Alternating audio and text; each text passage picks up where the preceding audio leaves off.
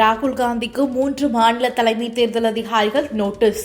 கர்நாடக மற்றும் ஹரியானா தலைமை தேர்தல் அதிகாரிகளை தொடர்ந்து மக்களவை எதிர்க்கட்சித் தலைவர் ராகுல் காந்திக்கு மகாராஷ்டிரா தேர்தல் அதிகாரியும் நோட்டீஸ் அனுப்பியுள்ளார்.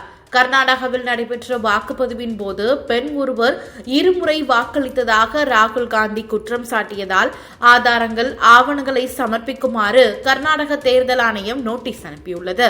இதனிடையே செய்தியாளர்கள் சந்திப்பின் போது ஹரியானா தேர்தலில் வாக்காளர் பட்டியலில் முறைகேடு நடந்ததாக ராகுல் காந்தி முன்வைத்த குற்றச்சாட்டுகளுக்கான ஆதாரங்கள் மற்றும் ஆவணங்களை 10 நாட்களுக்குள் சமர்ப்பிக்குமாறு ஹரியானா தேர்தல் ஆணையமும் நோட்டீஸ் அனுப்பியுள்ளது.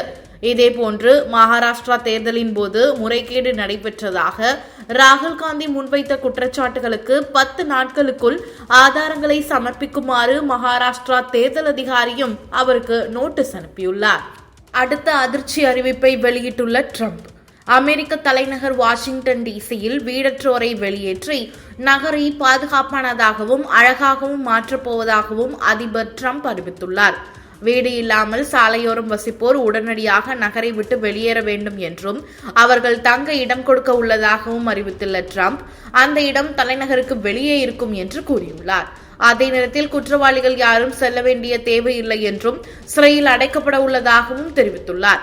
இது எல்லையில் நடப்பது போன்று விரைவாக நடக்கப் போவதாகவும் ட்ரம்ப் அதிர்ச்சி அறிவிப்பை வெளியிட்டுள்ளார்.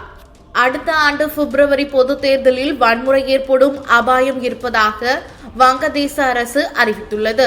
பொது தேர்தல் தொடர்பாக நேற்று உயர்மட்ட கூட்டம் நடைபெற்றதில் இடைக்கால அரசின் தலைமை ஆலோசகர் முகமது யூனுஸ் தேர்தல் நடத்தும் அதிகாரிகளுடன் ஆலோசனை நடத்தியதாகவும் அனைத்து வாக்குச்சாவடிகளிலும் முழுமையான பாதுகாப்பை உறுதி செய்ய வேண்டும் என்றும் நாட்டின் தேர்தல் வரலாற்றில் சுதந்திரமான, நியாயமான, அமைதியான தேர்தல் நடைமுறைக்கு இது அவசியம் என்பது குறித்து முகமது யூனுஸ் வலியுறுத்தியதாக தெரிவித்துள்ளார்.